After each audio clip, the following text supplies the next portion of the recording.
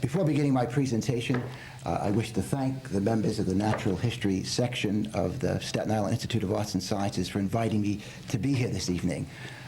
In the last couple of years, I've had several opportunities to address Institute audiences, and on those occasions, I found it to be an exhilarating experience. And I'm looking forward this evening to providing you with a rich experience. And I think with the help of Henry David Thoreau, I should be able to do that. The title of my lecture is Henry David Thoreau, His Life, His Ideas, and His Value to Us. The lecture is divided into three parts. In the first part of my presentation, I'll provide some background information on Thoreau, especially for those of you who may not know very much about him. In the main part of my presentation, I'll be talking about Thoreau's basic philosophy, which of course includes his attitude towards nature, because nature played a very important part in his philosophy of life. Finally, I will close with an analysis of Thoreau's ideas, and I will try to zero in on the question of what value is Thoreau to us today. I must also mention, by the way, that one of the things I'll be talking about concerns Thoreau's 6-month sojourn on Staten Island. When he was 25 years old, he came to live on Staten Island, and in fact stayed here for a little more than 6 months, and not only spent time on Staten Island, but in his journal he says he visited Manhattan 20 to 30 times. So I will be talking about that a little later on also. In 1845, 15 years before Abraham Lincoln was elected president, a 27-year-old man who had grown up in a family of very modest means in Concord, Massachusetts, went to live in the woods to conduct an experiment in living. Today, people in virtually all areas of the world know about this man's experiment because he wrote a book about it, a book which has become quite famous. It's a book called Walden. And the reason the book is called Walden is that Thoreau built a one-room cabin next to a pond called Walden, which is in the area of Concord, Massachusetts. And he lived there for 2 years, 2 months, and 2 days, and while there, wrote a book about his experiences. Since Thoreau died at age 44 in 1862, the book has been translated into virtually every modern language, so that untold millions of copies of this book have been sold in the last 100 years or so. Why is Walden considered to be a great book? Well, like other great books, it compels us to think more deeply, and it makes us more aware of ourselves, and it wakes us up. In fact, on the title page of the original edition of Walden, which was published in 1854 for the first time, Thoreau said he wanted to wake up his neighbors. And he often uses that expression, wake up. And let me give you a taste of what he means by that expression. And this comes from Walden. He says, and I quote him, "To be awake is to be alive. I have never yet met a man who was quite awake. How could I have looked him in the face?" Biographer Walter Harding, who has written what many consider to be the definitive biography on Thoreau, it's called The Days of Henry Thoreau, he says that Walden is above all a guidebook to the higher life. In Walden, Thoreau reflects on what might be the highest of arts. He mentions that some people think painting is the highest of arts. Some people think sculpture is. Some people think teaching is the highest of arts. Well, here is Thoreau's take on what is the highest of arts. And again, I'm quoting him. This comes from Walden. "To affect the quality of the day, that is the highest of arts." Thoreau believed we are all artists, and that what we are creating is a life, and that one is an artist at living, that some people are better artists at living than other people, but that nevertheless we are all engaged in the art of living. And one of the things he tries to do in Walden is to stimulate our thinking as to what we can all do to live more fulfilling lives. Ralph Waldo Emerson who was in some ways Thoreau's mentor. Emerson was a very famous writer back in the early 1800s. Emerson said that Thoreau was interested in the art of living well.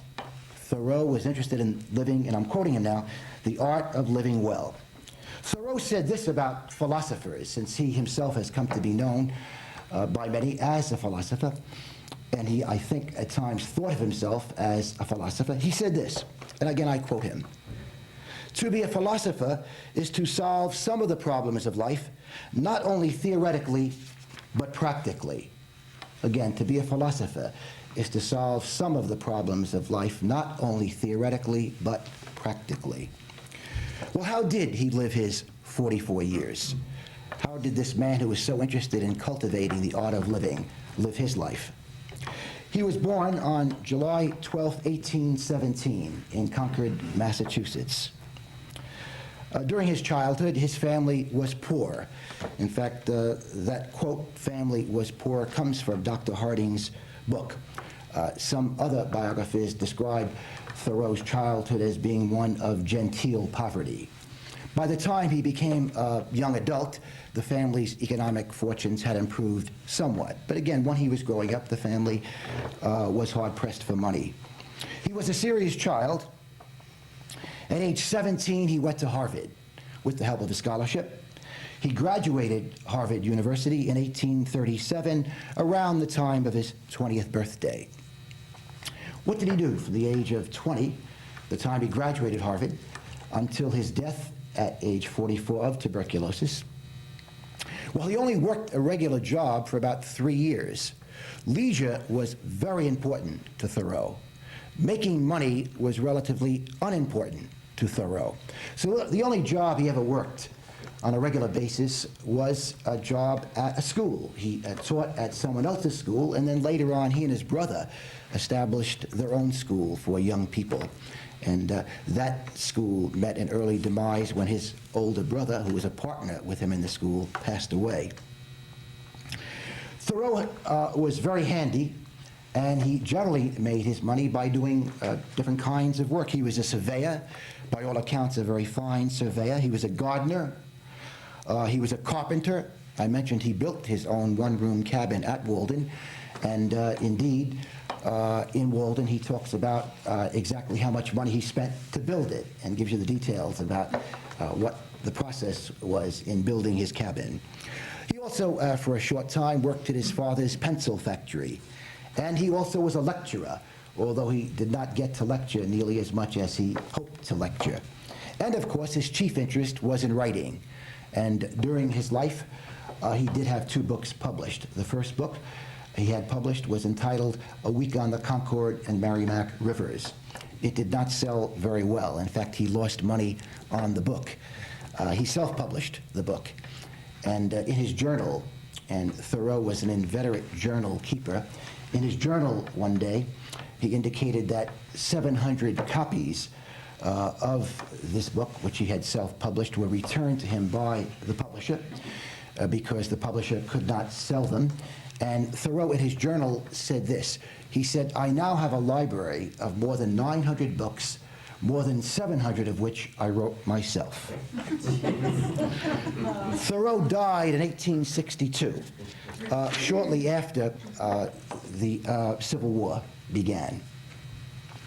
Okay, that's a brief overview of Thoreau's life. Let me zero in now on his basic philosophy. In a very famous essay by Thoreau, perhaps his most famous essay, called Life Without Principles, he says this: "Let us consider the way in which we spend our lives." Let us consider the way in which we spend our lives. Remember what I said before, he was interested in the art of living well. Joseph Wood Crutch, a professor who taught at Columbia University for many years and who was an acknowledged expert on Thoreau, said this, and I'm quoting Professor Crutch: "Simplify is the one word which sums up Thoreau's teaching." Simplify is the one word which sums up Thoreau's teaching and his philosophy. Professor Crutch says that this involved simplifying one's needs, simplifying one's ambitions. It meant not paying attention to public opinion. Thoreau was the quintessential nonconformist. In fact, Emerson said Thoreau could be in a room with 10 people, 9 of whom disagreed with him on a particular issue, and Thoreau would not budge. He would hold his ground, and with no embarrassment at all, and with great conviction and enthusiasm, he says. Simplifying one's life also meant not accepting the common definitions of success. And Thoreau certainly did not accept the common definitions of success. He was a Harvard graduate, a man who graduated one of the most prestigious universities in the world, perhaps the most prestigious university in the world, and decided only to work a regular job for 3 years of his adult life, and instead to do gardening and carpentry and surveying and work of that sort. Let me give you a little taste of Thoreau's anti-materialistic philosophy. He defined the cost of a thing as the amount of your life you must exchange to get it. So if someone was asked, how much was your house? And you said, well, you know, I paid $200,000 for my home on Staten Island. And you were talking to Thoreau. Well, that wouldn't satisfy him. He would say, no, that's not what you paid for your house. And you would say, well, but that is what I paid. He would say, no, tell me how much of your life it cost you to buy that house. He also said, and I'm quoting him now, public opinion is a weak tyrant compared with our own private opinion. What a man thinks of himself, what a man thinks of himself, that it is which determines his fate. Emerson, who probably knew Thoreau as well as anybody else, said this about Thoreau and his efforts to simplify living. And I'm quoting Emerson. He said, Thoreau chose to be rich by making his wants few. Thoreau chose to be rich by making his wants few. So at the outset here, in trying to convey to you an understanding of Thoreau's basic philosophy, it's, again, important to establish the idea that simplifying one's life was of paramount importance to him. But he goes beyond that. In Walden, he urges each of us to be a Columbus. In what way be a Columbus? He says this, be a Columbus to whole new continents and worlds within you, opening new channels, not of trade, but of thought. He is urging us to think deeply. Why think deeply? He says, well, if we think deeply, that will help us to discover the higher self in us. He says, and I quote him, you'll find 1,000 regions in your mind yet undiscovered. You'll find 1,000 regions in your mind yet undiscovered. He's seeking higher levels of awareness, higher levels of consciousness. Also, another benefit of thinking deeply, according to Thoreau, is that it can free us of illusions. Thoreau believed that for the most part, human beings have many mistaken ideas about life. And this leads us to much grief, much disappointment, much disillusionment. And Thoreau believed the great books could free us of illusions, of mistaken ideas we have about the nature of life, about work, about status, about money, and foremost, about where to find joy. Thoreau had the impression that most Americans were looking in the wrong places for joy. And he believed that one of the places one finds joy is in reading and in thinking. And of course, also in nature, which I will get to a little later. He talks about the power of thought. He says this, you conquer fate by thought. You conquer fate by thought. I've wondered, is this Freudian? Is he saying that we can think ourselves into being less fearful and less anxious? Freud believed that we can think ourselves into being less anxious and less fearful. And I'm wondering if Thoreau believed that also. My reading of him indicates that he did. Okay, so far I've established the idea that Thoreau was interested in simplifying his life. He was interested in thinking deeply and moving to higher levels of consciousness, and he believed that reading the great books would facilitate his efforts. He says this about the great books. He says, the classics can put a new aspect on the face of things for us. How many a man has dated a new era in his life from the reading of a book? These same questions that disturb and puzzle and confound us have in their turn occurred to all the wise men. Not one has been omitted. Each has answered them according to his ability, by his words and his life. So he's saying the great books in literature, in philosophy, in religion. He was very fond of a Hindu holy book called the Bhagavad Gita. He believed the great books help us to deal with the enigmatic aspects of life, the problems of life. And he's very specific. He says great books can help us to think more clearly. Great books can help us in our pursuit of wisdom. And furthermore, he says, great books can tell us what our relatives and friends can't tell us or won't tell us. I'll say that again.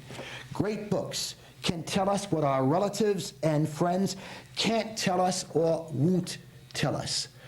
Thoreau believed that when human beings get together, usually human beings are inhibited. And because they are inhibited, they don't say certain things that they might think every day. Thoughts that they might think every day they don't express to other people. But he says when you read a great book, that author can have the character express a thought that maybe the author himself could not express in conversation. So he uses his characters as covers.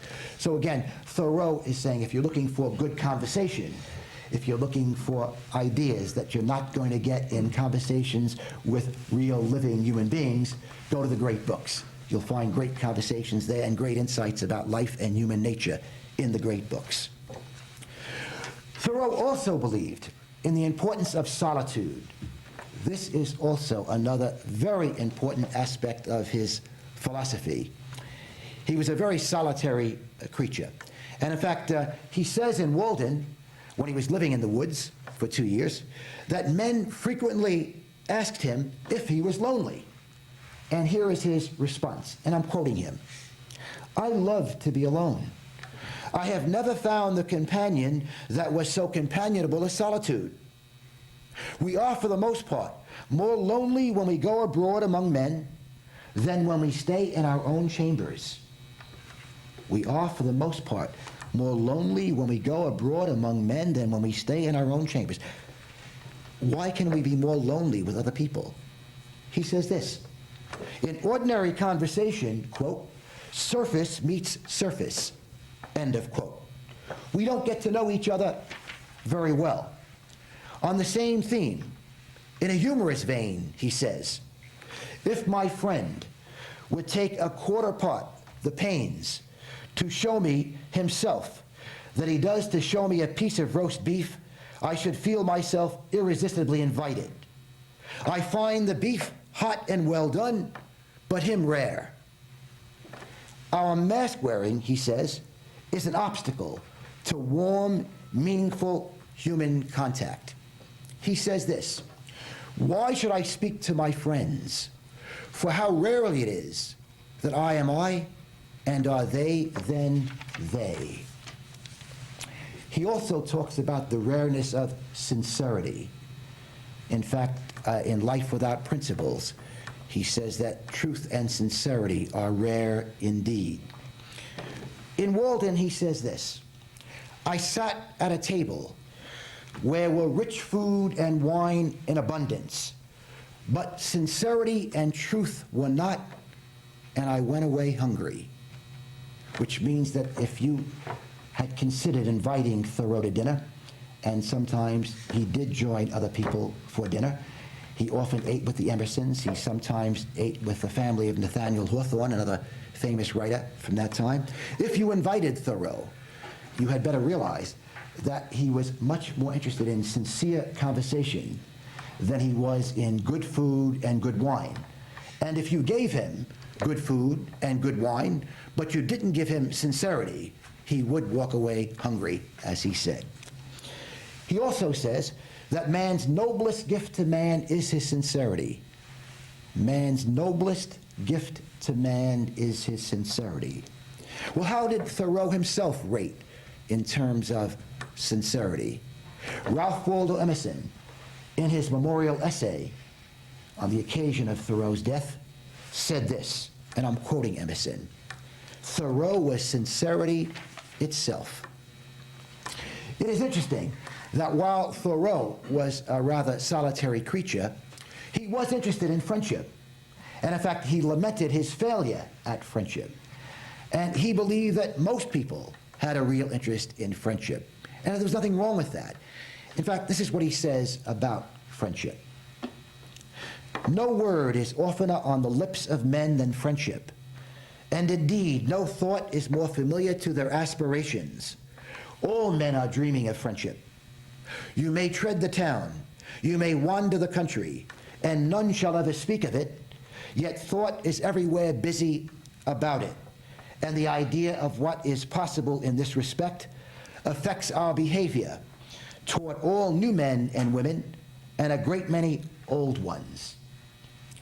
So again, he admits he's interested in friendship, but he talks about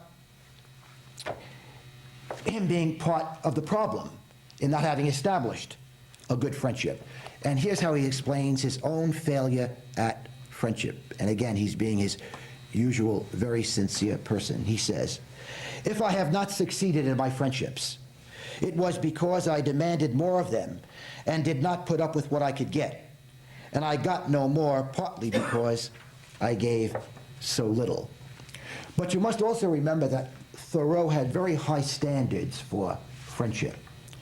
I think many of us call people friends whom Thoreau would call acquaintances. And let me tell you what his standards were, because he's very specific about what he's looking for in a friend. He says this, and again I'm quoting him: "We do not wish for friends to feed and clothe our bodies, but to do the like office to our spirits." As you all know, at least I think you all know, because I realize this group is very much into nature study, Thoreau attached great importance to nature and the ability of nature to help us see more clearly. He often talked about nature as a source of inspiration. And what I would like to do for the next few minutes is to give you a taste of Thoreau, about his experiences living in the woods and observing nature. And I'd like to tell you, in his own words, about some of his comments on sitting in the woods, comments on rain and snow, comments on lakes, comments on a beautiful spring day, comments on the rainbow, and comments on taking a walk in the woods. First of all, on the subject of sitting in the woods, which he often did, he says this: "You only need sit still long enough in some attractive spot in the woods that all its inhabitants may exhibit themselves to you by turns." On the subject of heaven, he says this: "Heaven is under our feet as well as over our heads." On the subject of rain and snow, "We are rained and snowed on with gems. What a world we live in. Where are the jewelers' shops? There is nothing handsomer than a snowflake or a dewdrop." On the subject of a pleasant spring morning, he says this: "In a pleasant spring morning, all men's sins are forgiven. Such a day is a truce to vice." On lakes, he says this: "A lake is the landscape's most beautiful and expressive feature. It is Earth's eye. Looking into a lake, looking into which the beholder measures the depth of his own nature." He talks about visiting trees. Thoreau was a tree hugger, there's no question about that. He says this: "Instead of calling on some scholar, I paid many a visit to a particular tree. Trees of all kinds, trees which are rare in this neighborhood, such as the black birch, of which we have some handsome specimens 2 feet in diameter. These were the shrines I visited, both summer and winter." I particularly like the following quotation on rainbows. And here's what he says about the rainbow: "Is not the rainbow a faint vision of God's face? And on nature and the human spirit, he says this. Remember, I indicated to you before that Thoreau looked to nature for inspiration. It was almost certainly his primary source of inspiration. I think I can say that, probably even before books. And he says this. He talks about conversing with nature, and he says this: "You must converse much with the field and woods if you would imbibe such health into your mind and spirit as you covet for your body." So he is suggesting that if we converse with the woods, that can help to put our spirits in better health, in a better way. He says nature can help elevate the human spirit, and he says this specifically about an early morning walk. An early morning walk, preferably in the woods, is a blessing for the entire day. Thoreau also, as part of his philosophy, emphasized the importance of being a virtuous human being, of being a good human being. And it is interesting that because Thoreau was such a loner, some people accused him of not paying enough attention to helping other human beings. By the late 1840s, early 1850s, Thoreau had become not famous, but more than a few people knew him and knew about him because he had had some essays published. Plus, I mentioned he had had a book published. And in any event, Thoreau was accused of indifference to humanity in a letter someone wrote to the New York Herald. Thoreau, as I mentioned, had spent some time in New York City, Staten Island, and Manhattan. And while he was there, Horace Greeley, the editor of the New York Tribune, published some of Thoreau's articles, so some people in the city became aware of him. In any event, somebody wrote a letter to the editor of the Tribune criticizing Thoreau for being so solitary. And the letter writer said this.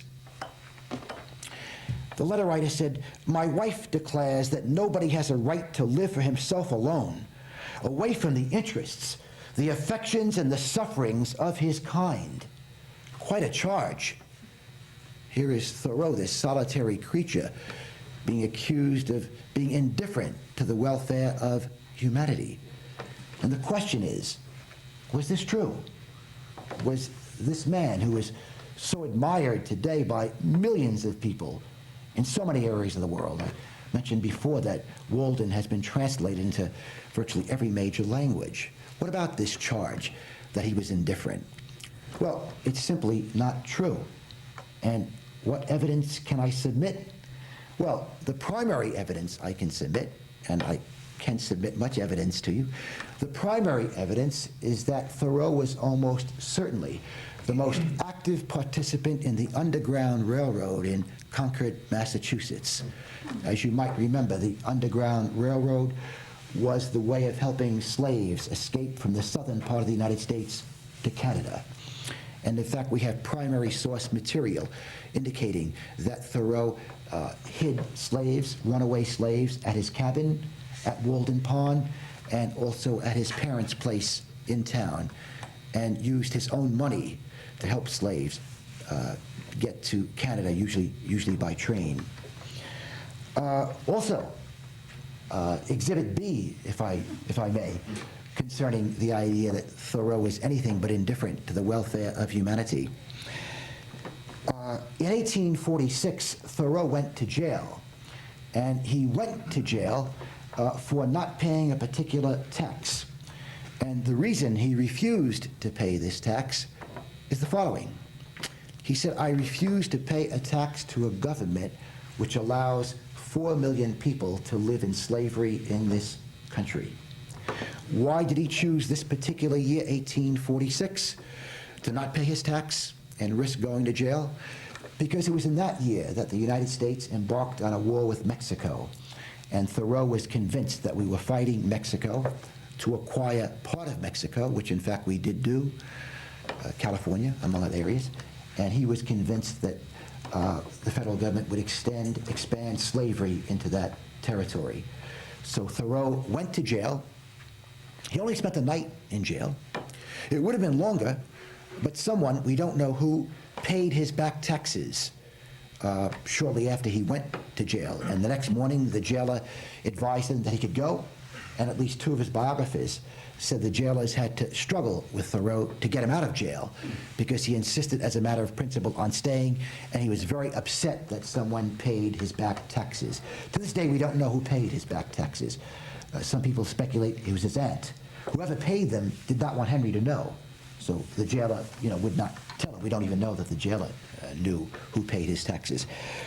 Thoreau went on to write what is perhaps the greatest document in the history of civil disobedience.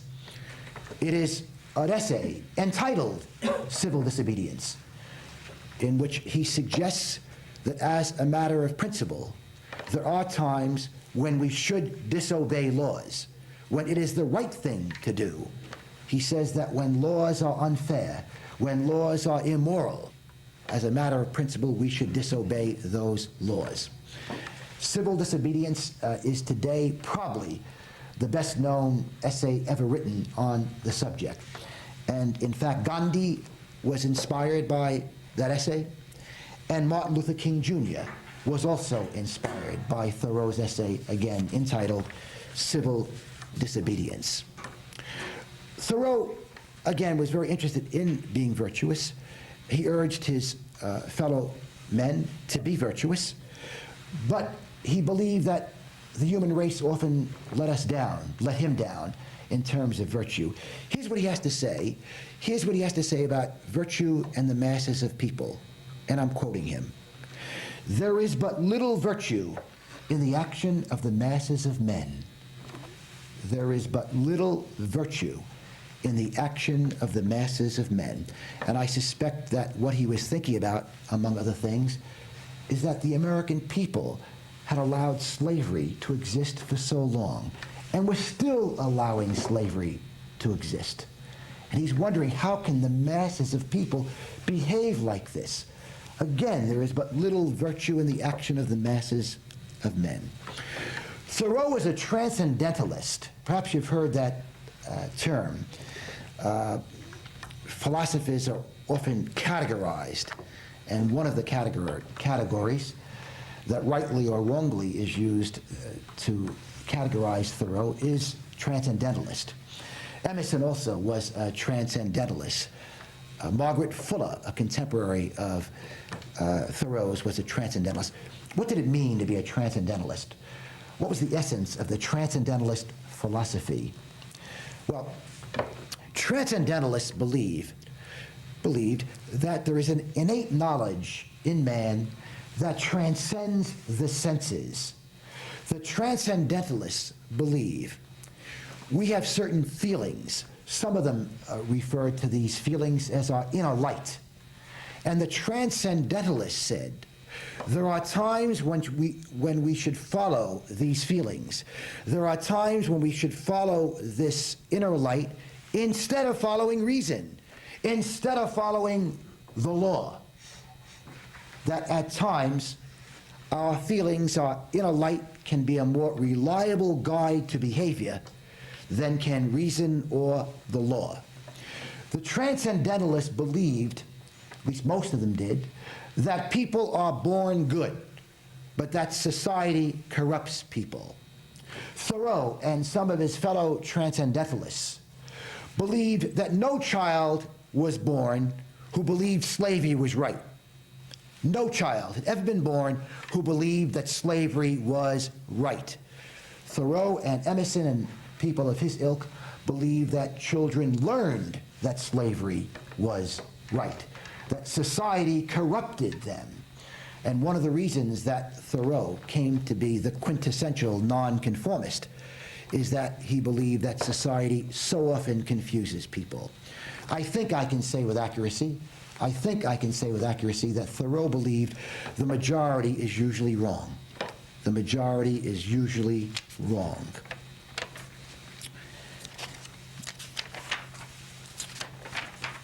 What I'd like to do now is to focus a little bit on Thoreau's Staten Island experience, since all of you, I suspect, live on Staten Island. Thoreau came to live on the island in 1843. He was 25 years of age. He came here in the springtime. And why did he come here? Well, I mentioned that Ralph Waldo Emerson, the very famous writer in Massachusetts, had a brother, William Emerson, who was the county judge of Richmond. And he lived on what is now Emerson Hill, lived on Douglas Road, on Emerson Hill, right near Richmond Road. And Ralph Waldo got young Henry, who was 25 years of age at the time, a job as a tutor to Judge Emerson's 3 children, so that Emerson would come to Staten Island as an experiment in living, but also would come here to earn a few bucks. Remember, I told you he was not interested in working a regular job, an 8-hour-a-day job. He lived in an ideal location from his house on what is now, from the house he lived in, on what is now called Emerson Hill.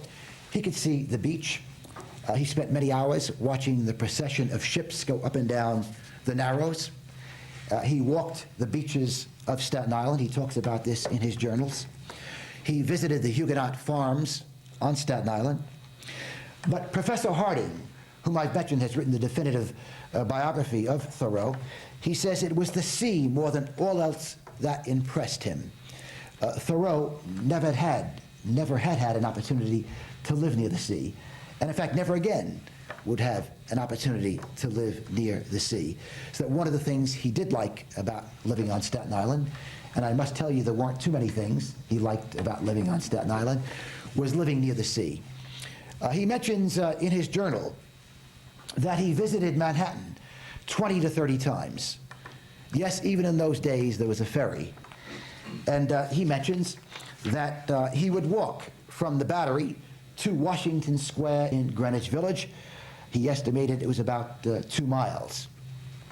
I mentioned to you he did not especially like the city, but among the things he did like were the bookstores and the libraries. And also he was introduced to Horace Greeley, the editor of the New York Tribune, and it was Greeley who in later years was very instrumental in pushing Thoreau as a writer and helping him to get published. And that was probably the main advantage he reaped from coming to New York City. Walter Harding, again Professor Harding, summarizes Thoreau's Staten Island experience in this way. And again, these are Professor Harding's words. Unfortunately, Thoreau was never really happy on Staten Island or in New York City. In the first place, he was in poor health. There seems to be every indication that his tuberculosis had flared up the previous winter. His tuberculosis would kill him 20 years later. To make matters worse, he found himself almost intolerably homesick for both his family and Concord. He sent a profusion of letters back to his parents, his sisters, and the Emersons in Concord, filled with requests for any item of news. What I'd like to do now in closing is to provide an analysis of Thoreau's work, and basically what I would like to do is to answer the question of what value is Thoreau to us in the year 2001. So allow me to try to stimulate your thinking. I think Thoreau does wake us up. He wakes us up about the different dimensions of the human experience. He talks a lot about loneliness in his work, and he suggests to us that we can be more lonely when with others. He talks a lot about solitude. He suggests to us that solitude can be joyful, that solitude can be a path to illumination. And I must tell you that so many of the great writers, philosophers, religionists over the centuries have said that solitude is indispensable for moving to higher levels of consciousness. It is unfortunate, I think, we are living in an era of cellumania, as William Safire of the New York Times says, that everybody is carrying around his or her cell phone. They want to be very well connected. And it seems that in their efforts to be so well connected to everybody else, they may be losing some connection with themselves. And Thoreau believed the most important connection you can have in life is with yourself. Thoreau also wakes us up about our daily social intercourse. He says that so many of our meetings with other people involve mask wearing. And again, he admits to mask wearing also. And he says it's one of the reasons it is so difficult for people to have good relationships. It's one of the reasons it's so difficult for people to be very sincere, very authentic, because we human beings do have inhibitions, and we human beings do have this predilection for wearing masks.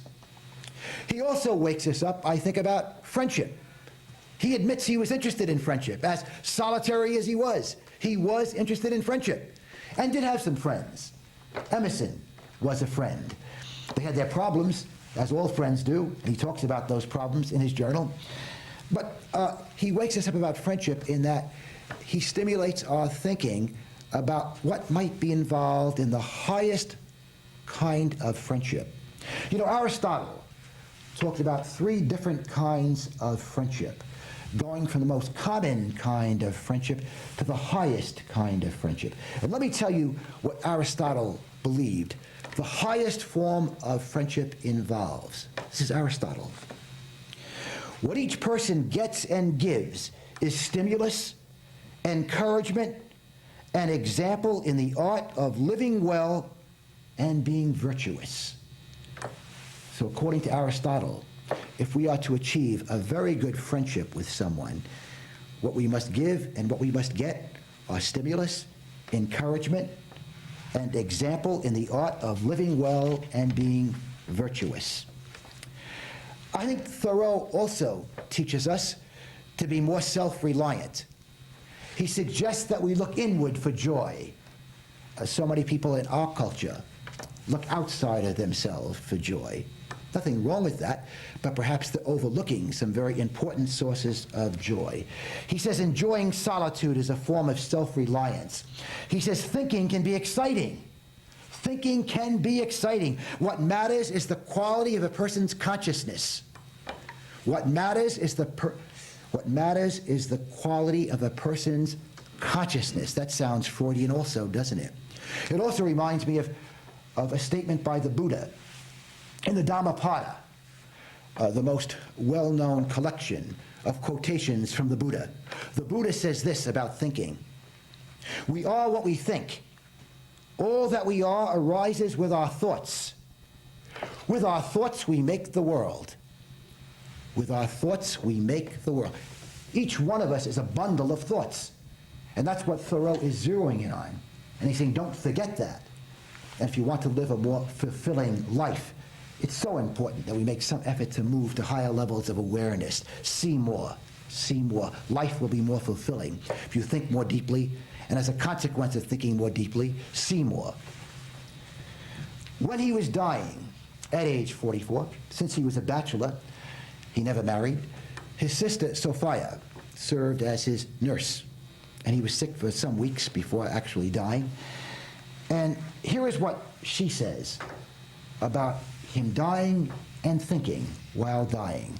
Again, Sophia's words. His thoughts had entertained him all his life and did still. His thoughts had entertained him all his life and did still. Thoreau urges us to be virtuous and warns us that there is but little virtue in the action of the masses of men. Let's examine this from an historical point of view. Think about the fact that huge numbers of people over the centuries condoned the burning of religious heretics. Huge numbers of people over the centuries condoned the burning of witches. Huge numbers of people over the centuries, not just in the United States, but elsewhere, condoned slavery. Millions of people participated in the Holocaust in Europe. Millions condoned discrimination against people based on their culture, based on their religion. Thoreau knew all of this, except, of course, for the Holocaust, which didn't occur until after he died. And therefore, he comes to the conclusion there is but little virtue in the action of the masses of men. He says, if you follow the masses, you'll compromise yourself. If you follow the masses, you will compromise yourself. You should aim at being more moral than the masses of people. Again, this goes hand in hand with his philosophy of transcendentalism, following one's inner light, following one's inner voice, and not paying attention to the customs of society, to the thinking of society. If your inner feeling, your inner light tells you that society it's confusing you, if society is wrong. By the way, Thoreau's philosophy, which again I've said coincides so much with transcendentalism, also reminds me of the psychology of Carl Jung. Carl Jung, one of the famous, very famous psychiatrists of this century. His psychology is often referred to as Jungian psychology. And the centerpiece of Jungian psychology is the process of individuation that Jung believed, if each of us is to fulfill ourselves, that we must cultivate what is idiosyncratic about us.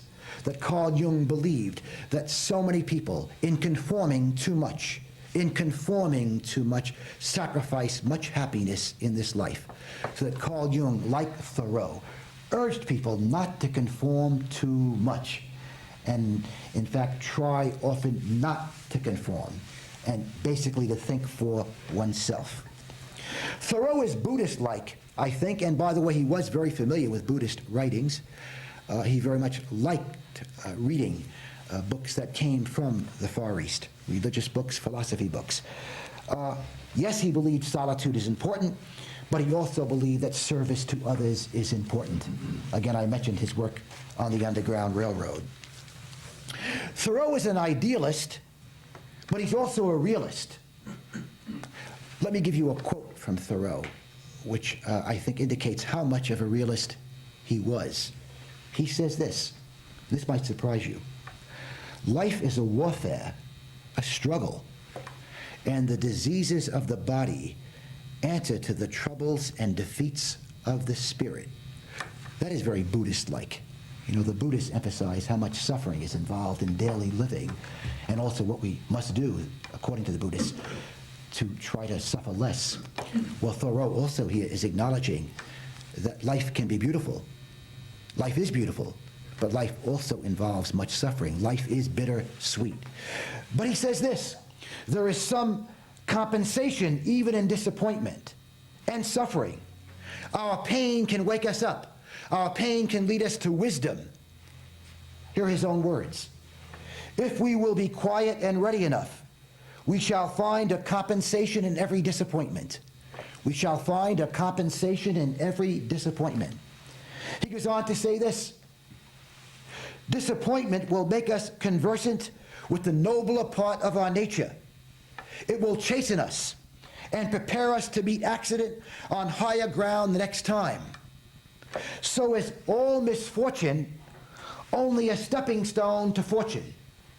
You know, it is interesting that all of the great religions, I think, and so many of the great philosophers, have addressed themselves to the question, why do we suffer?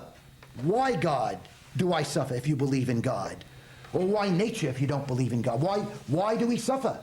And so many of the great religionists, so many of the great philosophers have said that suffering helps wake us up, that suffering has its compensations. We don't want to suffer. I don't want to suffer. I'm sure you don't want to suffer. But what Thoreau is saying is what so many great writers have said over the centuries, and that even suffering can have its compensations. Suffering can help us to see more and better. Suffering can help us to achieve more perspective, better perspective on life. Thoreau suggests that we seek refreshment and inspiration in nature. In fact, here's a quote from him which illustrates this idea of seeking refreshment in nature. Sometimes in a summer morning, I sat in my sunny doorway from sunrise till noon, wrapped in a reverie amidst the pines and hickories and sumacs, in undisturbed solitude and stillness, while the birds sang around or flitted noiselessly through my cabin. I grew in those seasons like corn in the night. I realized what the Orientals mean by contemplation. He says that you can calm your mind. You can calm your mind by going for a walk at dawn in the woods, or watching the dew on a rose in a garden, or taking a walk on a beach. I know I have done all of these things at one time or another to calm my mind, and I know they work. And I suspect you being nature lovers have had similar experiences. Finally, Thoreau encourages us to experiment. Walden was an experiment in living. I mentioned he was almost 28 years old when he went to live in the woods, and he stayed there for 2 years, 2 months, and 2 days. And you might wonder, why did he leave the woods? Well, first, let me give you in his own words why he went to the woods, and then I will give you in his own words why he left the woods. First, he addresses himself to the question, why did I go and live in the woods? I went to the woods because I wished to live deliberately, to front only the essential facts of life, and see if I could not learn what it had to teach, and not, when I came to die, discover that I had not lived. 2 years later, he leaves the woods, and again in Walden, he explains why he left the woods, and here are his own words. I left the woods for as good a reason as I went there. Perhaps it seemed to me that I had several more lives to live and could not spare any more time for that one. Remember, he went to the woods as an experiment, and now he's ready for other experiments in living. If there are any questions that you might have about Thoreau, I would be happy to try to answer them. What do you think Walden, Thoreau's idea would, especially on solitude, how would that apply to our current culture today, where everything is so interconnected and communications is almost a necessity? Good question. I think I can say with confidence that Thoreau would not own a cellular phone. I think, again, I can only speculate. My guess is that Thoreau would say that many Americans are afraid of being alone.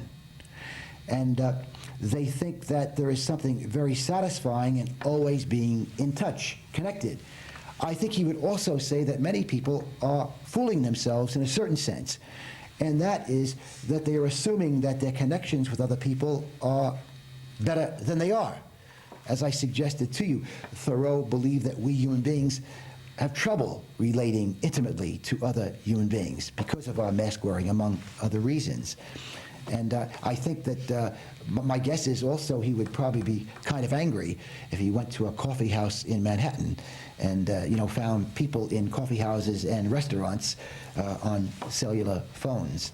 That I think his conclusion would be that they don't realize they're missing out on something. That it's about time they talk to themselves. That they're spending too much time talking to other people, not enough time talking to themselves. Any other, please?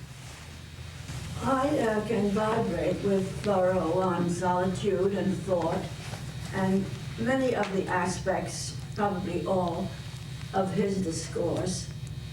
But what I ask is this: was there no mention of love? Not necessarily man-woman love, I mean human love.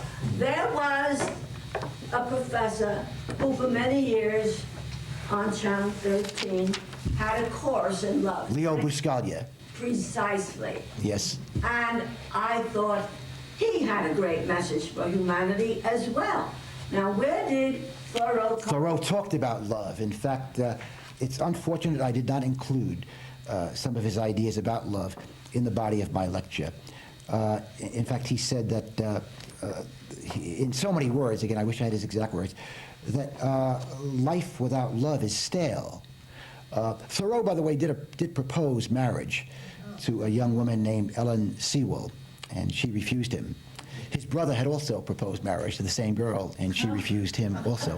Apparently, the Sewell family thought the Thoreaus were too eccentric, and that's my understanding as to why that they might not have looked well upon marriage. But Thoreau did very much believe. Thoreau, in fact, lamented that many people saw him as a cold person. And even Emerson, in his memorial essay, despite all of his praise of Thoreau, said that he rarely showed tenderness. But that didn't preclude him having a loving attitude towards people, a helpful attitude. If one if one defines love as being helpful and caring to others, well, Thoreau was loving. If you want to read a very good book, He wasn't all perfect. no, if you want to read a book by a psychologist about Thoreau, a book which is a psychobiography of Thoreau, it's in paperback. It's called Young Man Thoreau by Richard LeBeau. Young Man Thoreau, and he raises some of the issues you're raising now. I'm partial to Thoreau, of course, Sure. but I know I'm saying with accuracy, he was a loving person. Again, if you define love as caring about other people. Joseph Fletcher is an ethicist. I think he teaches at Brown University. He's been asked to define love. He says that love is justice. When you love people, you treat them justly, you treat them fairly. When you don't love people, you treat them unjustly, you treat them unfairly.